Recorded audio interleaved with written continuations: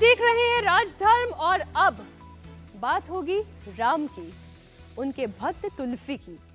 रामायण के अनुसार भगवान राम ने महर्षि भरद्वाज से पूछा कि ऐसा कोई स्थान बताएं जहां मैं अपने वनवास का समय बिता सकूं। महर्षि भरद्वाज ने उन्हें चित्रकूट में रहने का आदेश दिया और इस बात को रामचरितमानस में गोस्वामी तुलसीदास ऐसे कहते हैं। चित्रकूट गिरि करहु निवासु, तह तुम्हार सुब भांति सुपासु। सैलु सुहावन कानन चारु, करी कहरी मृग विहग विहारू। आप चित्रकूट पर्वत पर निवास कीजिए, अर्थ बता रही हूं आपका। आप चित्रकूट पर्वत पर निवास कीजिए, वहां आपके लिए सब प्रकार की सुविधा है। सुहावना पर्वत है, सुंदरपन है, हाथी, सिंह, हिरण और पक्षियों के विहार का स्थल भी है। आज राजधर्म में बात उसी चित्रकूट की होगी, उस चित्रकूट की जिसकी महिमा वाल्मीकि रामायण से लेकर तुलसीदास द्वारा रचित रामचरितमानस तक में है। जिस चित्रकूट के लिए रहीम भी कहते हैं, चित्रकूट में रमी रहे रहीमन अवध नरेश, जा पर विपदा पड़त है सो आवत यह देश। रहीम कहते हैं कि वो चित्रकूट जहां पर राजा राम आकर रहे, इसकी याद दुख में ही आती है। जिस पर भी विपत्ति आती है वो शांति पाने के लिए यहाँ खुद ब खुद खींचा चला आता है। आज प्रधानमंत्री नरेंद्र मोदी मध्य प्रदेश के चित्रकूट में हैं, उस चित्रकूट में जहां तुलसीदास को भगवान श्री राम के दर्शन हुए। प्रधानमंत्री मोदी का चुनाव के वक्त चित्रकूट आना, चुनाव से पहले तुलसी पीठ के पीठाधीश्वर जगत गुरु राम भद्राचार्य जी महाराज से मिलना, ये क्या बताता है, ये सब आगे मैं आपको समझाऊंगी। लेकिन पहले ये तस्वीरें देखें। प्रधानमंत्री नरेंद्र मोदी जब चित्रकूट पहुंचे, वहां पर धाम में सभी से मुलाकात हुई, उस वक्त की ये तस्वीरें। चित्रकूट में पूजा करते हुए नजर आ रही हैं प्रधानमंत्री नरेंद्र मोदी। बात तुलसीदास की हो रही है, बात चित्रकूट की हो रही है, जिनके बारे में कहा जाता है चित्रकूट के घाट पर भय संतन की भीड़, तुलसीदास प्रभु चंदन घिसे तिलक करे रघुबीर। गोस्वामी तुलसीदास ने रामचरितमानस की रचना काशी में की थी, लेकिन कहा जाता है कि प्रभु श्री राम के दर्शन पाने के लिए उन्हें चित्रकूट आना पड़ा था। पिछले कुछ महीनों से राम भक्त तुलसीदास पर सवाल उठाए जा रहे हैं। सैकड़ों साल पहले लिखे गए रामचरितमानस के कुछ दोहों का गलत अर्थ निकालकर गोस्वामी तुलसीदास जी को दलित और स्त्री विरोधी बताया गया। आइए ऐसे ही 3 दोहों के अर्थ का कैसे अनर्थ किया गया, ये आपको समझाती हूं। आरजेडी और समाजवादी पार्टी के नेताओं ने तुलसीदास को स्त्री और दलित विरोधी ठहराने के लिए रामचरितमानस के इस दोहे का सहारा लिया, जो अभी आपके सामने है। ढोल गवार शूद्र पशु नारी, सकल ताड़ना के अधिकारी। इसका अर्थ ये बताया गया कि तुलसीदास जी ने तो रामचरितमानस में शूद्र और नारी की तुलना पशु से करते हुए उन्हें ताड़न के अधिकारी बताया, यानी उनको पीटना चाहिए। लेकिन इस दोहे का असली अर्थ और संदर्भ आपको बताती हूं।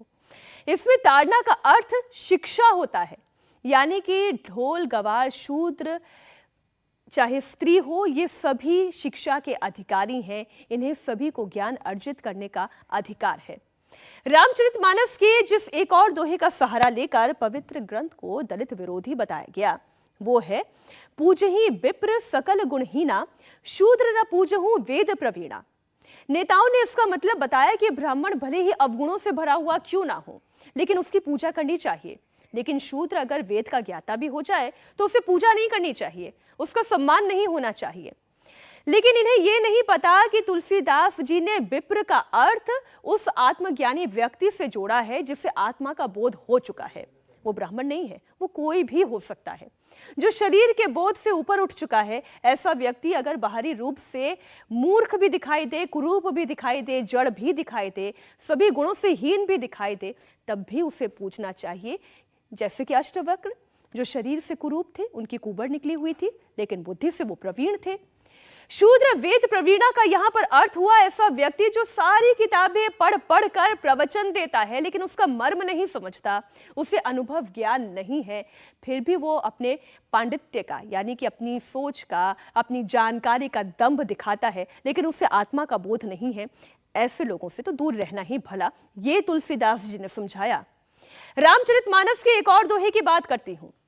अधम जाति में विद्या पाए, भयहु जथा अहि दूध पियाए। इसका अर्थ नेताओं ने यह समझाया कि नीची जाति का व्यक्ति विद्या पाकर सांप की तरह जहरीला हो जाता है, लेकिन इसका भी असली अर्थ गरुड़ अपनी पिछली बात को बताते हुए काकभूषणी से कह रहा है कि दुष्ट प्रवृत्ति में विद्या पाकर मैं ऐसा हो गया जैसे कि दूध पिलाने से सांप का हो जाता है। यहाँ पर जाति वर्ण व्यवस्था का कोई लेना देना नहीं है। यहाँ अधम का अर्थ होता है पापी और नीच काम करने वाला।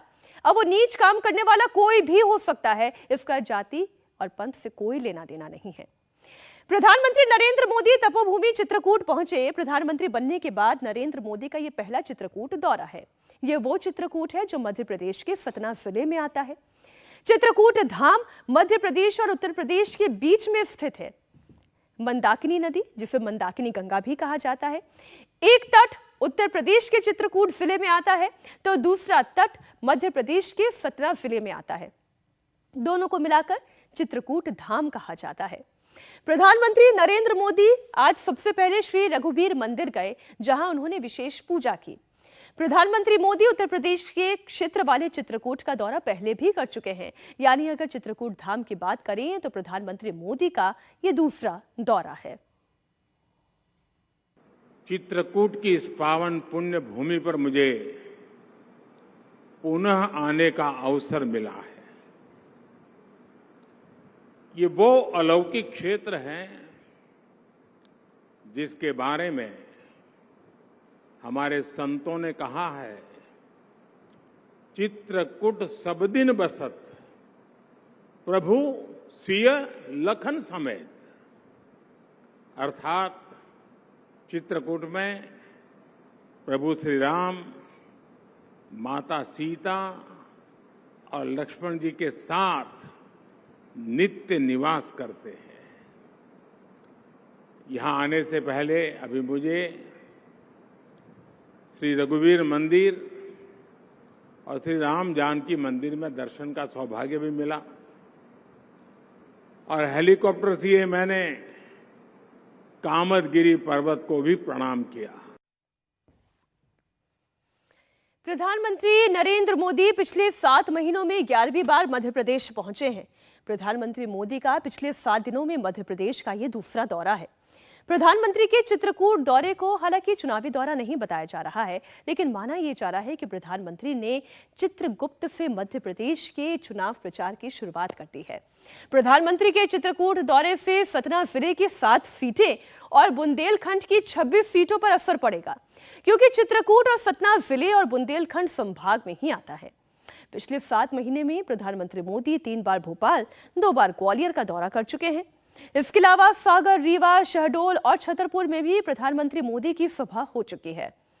प्रधानमंत्री नरेंद्र मोदी ने चित्रकूट को अलौकिक बताते हुए आज कहा कि यहां प्रभु श्री राम, माता सीता, लक्ष्मण निवास करते थे। शुरुआत में ही मैंने आपको बताया कि कैसे ऋषि भरद्वाज से जब उन्होंने पूछा कि कहां जाकर रहें, तो उन्होंने कहा कि वनवास का समय बिताने के लिए चित्रकूट सबसे उपयुक्त है। पीएम मोदी स्वर्गीय अरविंद भाई मफतलाल के शताब्दी वर्ष समारोह के मौके पर अरविंद भाई मफतलाल का फोटोयुक्त डाक टिकट भी जारी करते नजर आए। चित्रकूट के बारे में कहा गया है, कामद भे गिरी राम प्रसादा, अवलोकत अपहरत विषादा। अर्थात चित्रकूट के पर्वत कामदगिरी भगवान राम के आशीर्वाद से सारे कष्टों और परेशानियों को हरने वाला है। चित्रकूट की ये महिमा यहाँ के संतों और ऋषियों के माध्यम से ही अक्षुण्ण बनी हुई है। और पूज्य श्री रणछोड़दास जी ऐसे ही महान संत थे। उनके निष्काम कर्मयोग ने मुझ जैसे लक्षावधि लोगों को हमेशा प्रेरित किया है। और जैसा सबने उल्लेख किया, उनका ध्येय और बड़ा सरल शब्दों में, भूखे को भोजन, वस्त्रहीन को वस्त्र, दृष्टिहीन को दृष्टि, इसी सेवा मंत्र के साथ पूज्य गुरुदेव पहली बार 1945 में चित्रकूट आए थे और 1950 में उन्होंने यहां पहले नेत्र यज्ञ का आयोजन करवाया था। इसमें सैकड़ों मरीजों की सर्जरी हुई थी, उन्हें नई रोशनी मिली थी। आज के समय हमें ये बात सामान्य लगती होगी, लेकिन 7 दशक पहले ये स्थान लगभग पूरी तरह से वन क्षेत्र था। यहां न सड़कों की सुविधा थी, न बिजली थी, न जरूरी संसाधन थे। उस समय इस वन क्षेत्र में ऐसे बड़े संकल्प लेने के लिए कितना साहस, कितना आत्मबल और सेवा भाव की क्या पराकाष्ठा होगी, तब ये संभव होगा। अब मंच सनातन का था और बात भी सनातनी हुई। प्रधानमंत्री मोदी ने चुनाव का तो कोई जिक्र किया नहीं, लेकिन मौसम तो चुनावी है। तो चलिए बात सतना जिले की करती हूं, जहां पर 7 सीटें आती हैं। चित्रकूट समेत 3 विधानसभा सीट रैदान और सतना पर कांग्रेस का कब्जा है, जबकि 4 सीट नागौद, मेहर, अमरपाटन और रामपुर बघेलान बीजेपी के कब्जे में है। प्रधानमंत्री का ये दौरा भले ही चुनावी दौरा नहीं है, लेकिन माना यह जा रहा है कि पीएम मोदी का चित्रकूट दौरा सतना जिले की सभी 7 सीटों को प्रभावित करेगा। बात बुंदेलखंड की करें तो बुंदेलखंड की सभी 26 सीटों पर बीजेपी का दबदबा रहा है। आपको पिछले 4 चुनावों का नतीजा दिखाती हूं, इससे बात और ज्यादा बेहतर समझ आएगी। साल 2003 में बीजेपी को 26 में से 20 सीटें और कांग्रेस को 2 सीट मिली थी। साल 2008 में बीजेपी को 14 और कांग्रेस को 8 मिली। साल 2013 में बीजेपी को फिर से 20 सीटें हासिल हुई और कांग्रेस 6 पर सिमट गई। पिछले चुनाव में बीजेपी को केवल 18 सीटें मिली थी, 2 का नुकसान हुआ था और कांग्रेस को 1 सीट का इजाफा हुआ, 7 सीटें मिली। इसलिए प्रधानमंत्री नरेंद्र मोदी का यहां पर आना एक बड़ा असर और मैसेजिंग दे सकता है। मध्य प्रदेश में 17 नवंबर को सभी 200 सीटों पर वोट डाले जाने हैं। इन 230 सीटों की बात करें तो मध्य प्रदेश में करीब 9 करोड़ की आबादी, जिनमें से 5 करोड़ 40 लाख वोटर, इनमें 4.5 करोड़ वोटर्स तो हिंदू वोटर्स हैं, सनातनी वोटर हैं। यानी कि मध्य प्रदेश का फैसला सनातनी हिंदू ही करने वाले हैं। कल तक राम को काल्पनिक बताने वाली कांग्रेस पार्टी भी अब राम को मानने लगी है, क्योंकि कांग्रेस को सनातनी वोटों की ताकत का अंदाजा है। तभी तो कांग्रेस पार्टी ने अपने मैनिफेस्टो में हिंदुओं के वोटों को लुभाने के लिए बड़े बड़े वादे किए।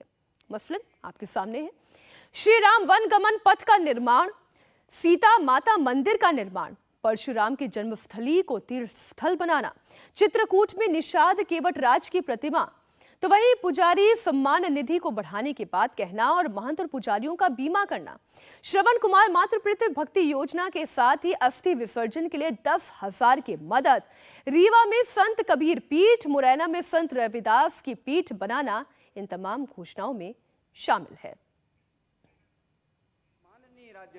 और इस वक्त जो तस्वीर आप देख रहे हैं, तुलसी पीठ के पीठाधीश्वर जगत गुरु रामभद्राचार्य को इस वक्त आप प्रधानमंत्री नरेंद्र मोदी के साथ देख रहे हैं। और संतों को लेकर प्रधानमंत्री के मन में कितनी आस्था है, कितना प्रेम है, वो देखिए। रामभद्राचार्य जी का हाथ पकड़ते हुए, क्योंकि बुजुर्ग हैं, उन्हें लेकर आए और रामभद्राचार्य जी ने भी प्रेम से उनका आलिंगन किया, उन्हें आशीर्वाद दिया। आपके मन में भी अगर प्रश्न आ रहा होगा कि रामभद्राचार्य को लेकर नरेंद्र मोदी के मन में इतनी आस्था क्यों, तो उसके पीछे कारण है। चित्रकूट में तुलसी पीठ के संस्थापक ही सिर्फ रामभद्राचार्य जी नहीं है, बल्कि 22 भाषाओं के जानकार हैं, बहुत ज्ञानी हैं, 80 ग्रंथों के रचनाकार हैं, धीरेन्द्र शास्त्री के गुरु हैं, पंडित धीरेन्द्र कृष्ण शास्त्री, जिनकी मध्य प्रदेश में ही नहीं बल्कि इस वक्त पूरे देश में अगर कहें बहुत ज्यादा चर्चा है।